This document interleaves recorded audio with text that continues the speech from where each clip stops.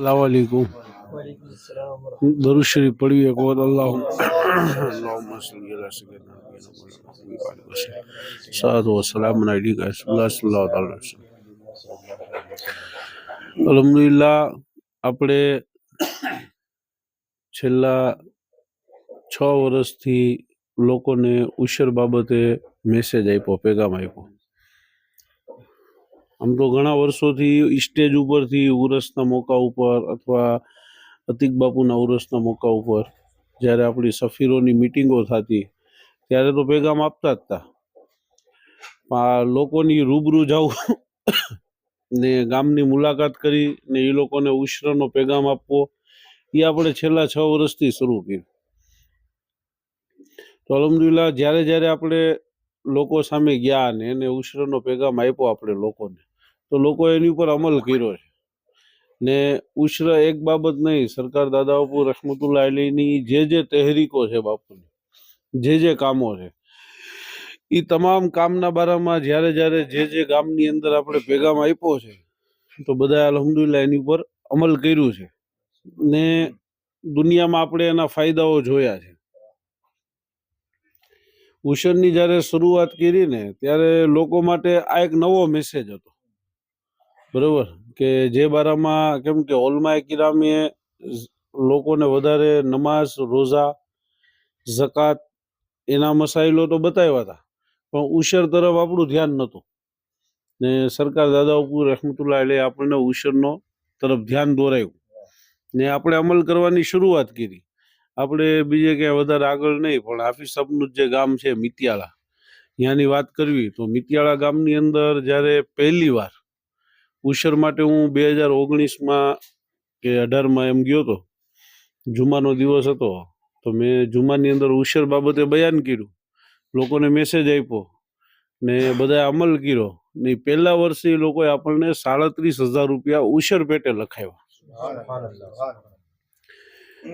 પછી ગયા વર્ષની વાત કરવી તો શરૂઆત જ્યારે ઉશરની કરવાની હોય ને, આજે તો લગભગ આ 20મો કે 21મો દિવસ છે આપણે ઉશર બાબતે નીકળવી જોઈએ ને આ મારા ખ્યાલથી 27મી 28મી મીટિંગ છે ઉશર બાબતની. તો શરૂઆત કરવી એટલે હું મિતિયાળાથી શરૂઆત કરું. તો ગયા વર્ષે જ્યારે મિતિયાળા ગયો એટલે એ લોકોએ આપણને 97,000 રૂપિયા ઉશર પેટે લખાવ્યા. પહેલી વારે 37,000 હતા, 5 વર્ષ પછી એ જ ગાળો પહોંચ્યો ક્યાં 97,000, બરોબર. એટલે 37 થી 97 નો સફર કર્યો એ લોકોએ.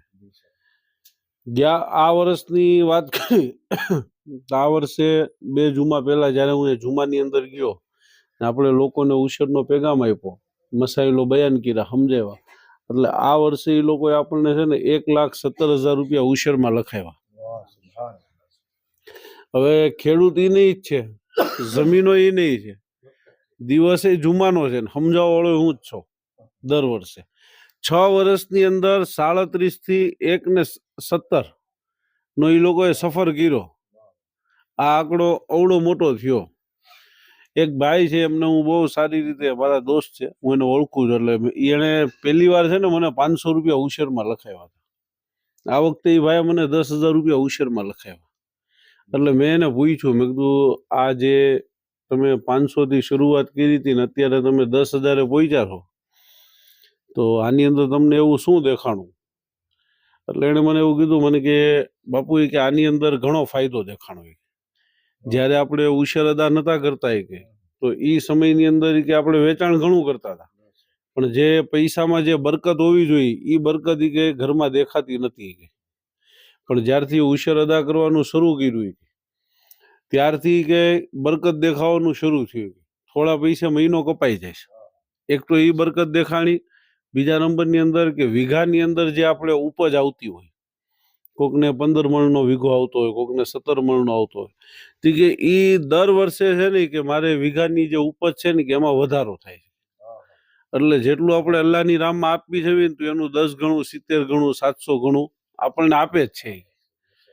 ને ઘરની અંદર કે સુકૂન, શાંતિ, એકબીજામાં મોહબ્બત દેખાવા માંડી, ઉડતી બોલાવો આવતી બંધ થઈ ગયા. આ બધા શબ્દ એના છે, આ હું મારી તરફથી નથી કહેતો. તો કે આ ફાયદાઓ ઉશર કાઢવાથી થયા કે ને જેમ જેમ ફાયદાઓ થતા ગયા કે એમ ઈ કે મેં ઉછેરની રકમ વધારતો ગયો, હું હિસાબ કરીને કે વધારે વધારે કાઢવા માંડ્યો.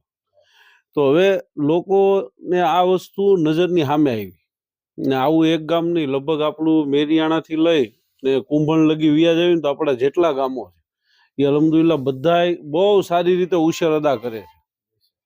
બરોબર. ને ઘઉંની સિઝનમાં તો લગભગ છે ને આપણે ઘઉં દારૂમના વેચાતા નથી લેતા.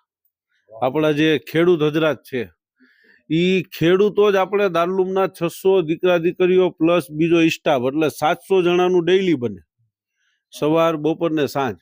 તેમાં જેટલી લોટની જરૂરત પડે ને મારા ખ્યાલથી ડેઈલી 5 મણ લોટની રોટલી બનતી હોય છે, 100 કિલો ડેઈલી. હો, કેમ કે 3 ટાઈમ રોટલીમાં 3 ટાઈમ રોટલી હોય જ, એટલે 2100 જણા થાય. બરોબર. 100 કિલો લોટની રોજ રોટલી બને ને એ આખા વર્ષના ઘઉં છે ને આપણા ખેડૂતો પૂરા પાડે છે. આપણે વેચાતા નથી લેવા પડતા. એ આ બધા ખેડૂતો આપણને જે કઈ ઘઉં ઉછેરમાં આપે ને એ આખા વર્ષના ઘઉં આપણા પૂરા થઈ જાય. બરોબર. પછી આ માંડવી કપાસની જે કાંઈ સિઝન હોય છે તો એની અંદર લોકો આપણને રકમ આપે છે. તો અલહમદુલિલ્લાહ બધા બહુ સારી રીતે ઉછેર અદા કરે છે, એના ફાયદાઓ એમને દેખાય છે. બરોબર. આ ડેડકડીની અંદર મારા ખ્યાલથી આપણી આ લગભગ 5મી કે 6ઠી મીટિંગ છે, આપણે દર વર્ષે આપવી જ છે. હવે આજે તો હાફિઝ આસિફ સાહેબ આપણી હારે છે. બરોબર. તો હાફિઝ સાહેબ ખેડૂત હોય છે ને, ખેડૂત છે ને, હા, ડેડકડીના જ ખેડૂત છે ને. તો આપણે હાફિઝ સાહેબથી શરૂઆત કરવી. हाफिज साहब तुम्हें शुरुआत करो उशर हाफिज आसिफ साहब सब लोग यहाँ अपने उमर भाई के जमाई है ना हाफिज आसिफ, हाँ इनका गांव है डेडकड़ी। तो यहाँ सब खेडूत लोग भी जमा है, बातचीत भी करी, कुछ लोग अभी हाजिर नहीं है तो इंशाल्लाह आ लोग फिर मैसेज पहुंचा देंगे इनके तक। ने अल्हम्दुलिल्लाह सब लोग ने मिलने 18,800 जैसा उशर लिखाया है। ने सिवाय वालों के साथ में फोन पर बात करी थी, वहाँ अपने 4 घर है तो ये लोग ने भी 9,000 रुपये जैसा उशर लिखवाया है। कहाँ अपने सिवाय सिवाय जी, यहाँ करीब में है ने वहाँ अपने खेत, वहाँ खेत पर ज मकान बना ने 4-5 घर रहते अलग अलग। तो ये लोग भी इसमें शामिल हुए, डेडकली वाले भी शामिल हुए, सब लोग यहाँ हाजिर है। बाबा सबके वास्ते दुआ फरमा दो। स्पीकर पर मोबाइल। अस्सलामु अलैकुम व रहमतुल्लाहि व बरकातहू। वालेकुम अस्सलाम व रहमतुल्लाह।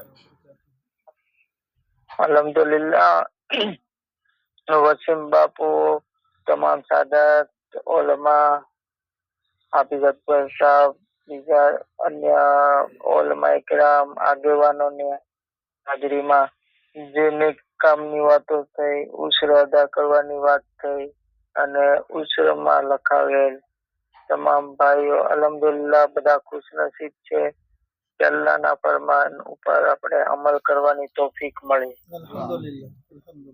અલ્હમ્દુલિલ્લાહ આ અલ્લાહનો એક કુરાનમાં અલ્લાહનો હુક્મ પણ છે કે ઉશ્ર અદા કરવું, જકાત દેવી, એવી જ રીતના જેવી જકાત ફરજ છે એવી જ રીતના ઉશ્ર પણ આપણા ઉપર ફરજ છે। તો આપણે જે ઉલમાએ કિરામ ના મોઢે સાંભળી મસલો સમજી અને અદા કરીએ તો એ અલ્લાહનો હુક્મ પર અમલ કરવાની આપણને શહાદત મળી છે, તૌફીક મળી છે। તો અલ્હમ્દુલિલ્લાહ આ તમને તૌફીક જે મળી એ રીતના બીજા ખેડૂત સુધી પણ આ વાત આપણી જવાબદારી છે કે એને પણ આ મસલો સમજાવી અને અમલ કરાવીએ ઇન્શાઅલ્લાહ। તો આપણે સમજી ગયા છે અને બીજાને પણ ઇન્શાઅલ્લાહ સમજાવશું ઇન્શાઅલ્લાહ। अस्सलामु अलैकुम व रहमतुल्लाहि व बरकातहू। वालेकुम अस्सलाम व रहमतुल्लाह।